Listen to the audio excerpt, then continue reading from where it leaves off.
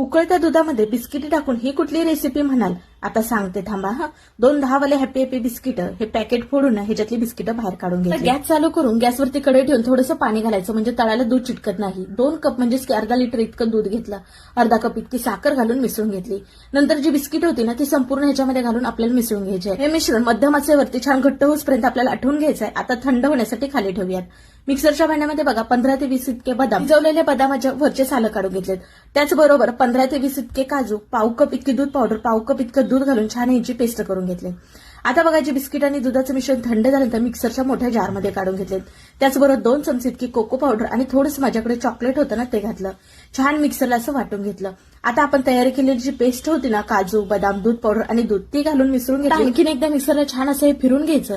तयार मिश्रण एका डब्यामध्ये काढून घेऊयात. थोडे वरून चोको चिप्स आणि चॉकलेट घातलेले आहेत.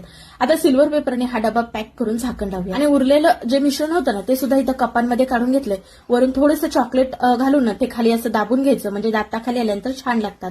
वरून सिल्वर पेपरने पॅक करून घेतलंय. नंतर चाकूने अशा खुणा करून ना आईस्क्रीमच्या काड्या घालायच्या. आता हे 8 ते 9 तासासाठी फ्रीजरमध्ये ठेवायचं. घरच्या घरी स्वस्तात मस्त चॉकलेटची आईस्क्रीम तयार झाली. अगदी घरात असणारे सर्व साहित्य वापरून आणि तुम्ही एकदा केली ना तर पुन्हाही केल्याशिवाय टेस्टला म्हणायला गेलात तर 1 नंबर म्हणजे मार्केटची आईस्क्रीम ह्याच्या पुढे फिकी आहे. बघा कपामधली सुद्धा अगदी परफेक्ट छान अशी आईस्क्रीम झाली. नक्की तुम्ही सुद्धा करून बघा.